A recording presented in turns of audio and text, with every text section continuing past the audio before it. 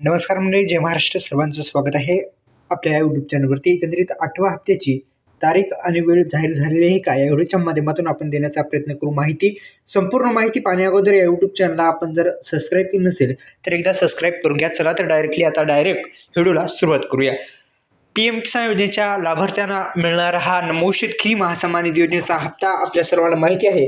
अखेर तारीख आणि वेळ जाहीर झालेली आहे का, नेमकं तारीख आणि वेळ कोणती जाहीर झालेली आहे, अशा पद्धतीच्या व्हायरल बातम्या होत आहेत. नेमकं काय सत्य आहे या व्हिडिओच्या माध्यमातून सांगण्याचा आपण प्रयत्न करूया. फक्त या युट्यूब चॅनलला सबस्क्राईब करून हा व्हिडिओ फक्त शेवटपर्यंत बघायचा आहे, तरच तुमच्या लक्षात येईल आणि काही लक्षात येणार नाही.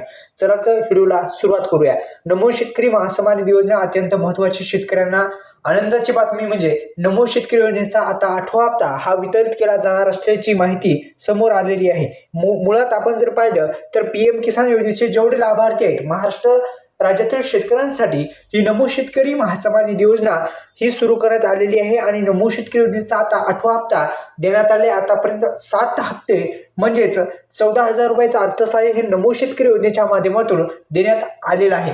आतापर्यंत जर पाहिलं तर नमो शेतकरी योजनेच्या माध्यमातून अनेक वेळा शेतकरी बांधवांच्या खात्यावरती हे हप्ते मिळत असतात, पण PM किसान योजनेमध्ये काही त्रुटी आले तरच शेतकरी बांधवांचा नमो शेतकरी योजनेचा हप्ता हा त्यांना मिळत नसतो. पुन्हा एकदा सांगतो मित्रांनो, PM किसान योजनेमध्ये काही जर त्रुटी आली तरच तुम्हाला नमो शेतकरी योजनेचा हप्ता मिळत नाही आणि PM किसान योजनेचे रेग्युलर तुम्हाला हप्ते मिळत असतील तर नमो शेतकरी महासन्मान निधी योजनेचा पण हप्ता तुम्हाला मिळणार आहे. अशा पद्धतीने नमो शेतकरी महासन्मान निधी योजनेच्या माध्यमातून शेतकरी बांधवांच्या खात्यामध्ये लवकरच हप्ता म्हणजेच जिल्हा परिषद निवडणुकीच्या अगोदर किंवा फेब्रुवारी महिन्याचा जो पहिला आठवडा आहे त्या आठवड्यामध्ये हा हप्ता वितरित केला जाऊ शकतो. अशा पद्धतीची माहिती आहे. व्हिडिओला सोडून लाईक करा, चॅनल सबस्क्राईब केलं नसेल तर ते पण करून घ्या. धन्यवाद. जय शिवराय.